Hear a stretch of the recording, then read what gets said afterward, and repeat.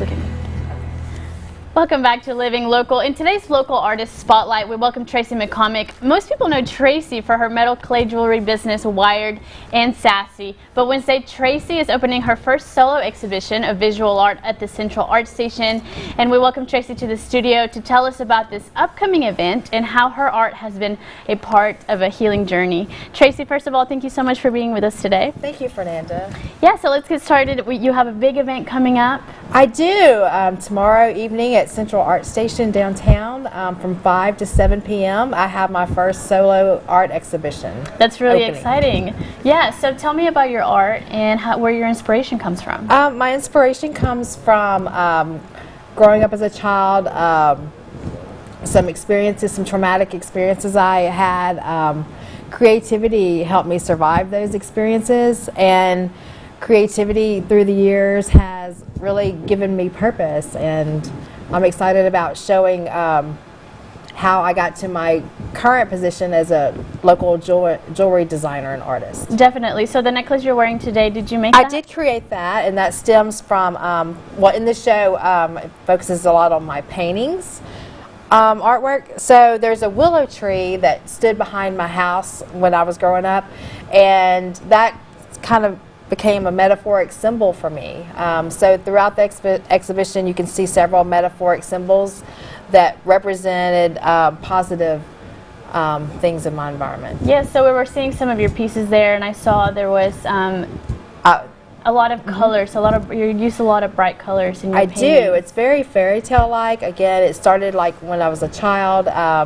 So you can see a lot of childlike fantasy images. So how old were you whenever you started your making stuff and creating? Well, I mean, not real young. As a teenager, I remember actually starting using that creativity and being aware of it. Definitely. And have you had other exhibitions like this before? Or is this your first? No, this is my very first one, so I'm very excited. I was very anxious about it, but my goal of this exhibition is to show how creativity and art can be very healing.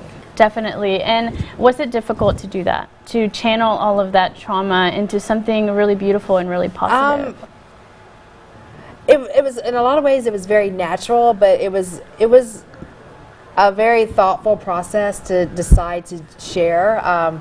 But again, my desire to show others that it can be healing far outweighed my anxieties. Absolutely. So whenever people come visit the exhibit, what are some things that you would tell them to look for in your art? I would tell them to look for the symbols and to look at them and connect with them. My goal is that people will connect with my artwork and be able to put their own experiences into it. Absolutely. So how has it been working and doing local art here in the Shreveport area? Oh my gosh, it is so fulfilling. I can't even begin to say. I mean, it makes me very happy. It's fulfilling. The people I meet, the work I create, every aspect of it is just fantastic. That's awesome. So your exhibit will be happening tomorrow evening, Wednesday, from 5 to 7 p.m. at Central Art Station downtown. It is free and open to the public. Wine and hors d'oeuvres will be served. If you've never been to an art opening, I strongly encourage you to come check it out. They are always a lot of fun. That sounds really fun. And will your pieces be for sale? They are for sale. The exhibit is up for a month, but all the pieces, not all the pieces, most of the pieces in the show will be for sale. There are more than 40 paintings in my exhibition. Wow, so some of the ones that we saw in the video, those will be there showcased. Definitely. And your jewelry as well? Very little jewelry, but my jewelry is available for sale in several businesses throughout Shreveport. So do you make custom pieces for people? I do. Okay. I do, yes. What are some of the materials that you use in your jewelry? I use metal clay, which is recycled metal that has been ground up and made into a clay. So I buy the clay, make my designs, and then fire them in a kiln, and it melts it back to solid metal. So this is like solid bronze. And that kind of like goes along with my painting artwork, like the theme of rejuvenation, rising from the ashes. You'll see the phoenix metaphoric symbol in my work as well. How long does a piece like that take you to make? Well, the design process and firing, I mean, it just depends on my inspiration. But the actual firing part once I have the idea down, about a day.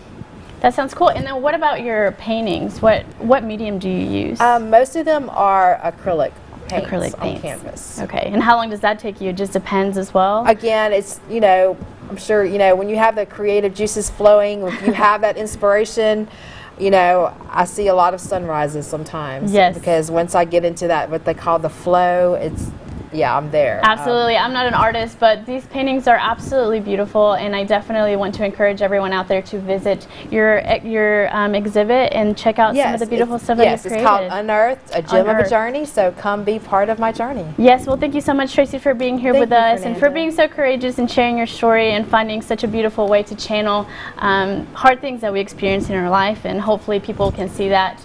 So if you want to visit Gem of a Journey and see Tracy McComic's work, it's going to take place tomorrow, January 16th from 5 to 7 p.m. at Central Art Station. You won't want to miss that. Thank you so much, Tracy. Thank you. Don't go anywhere. Coming back from break, we're making a move on our fitness resolutions, and we have something that will change the way you do fitness.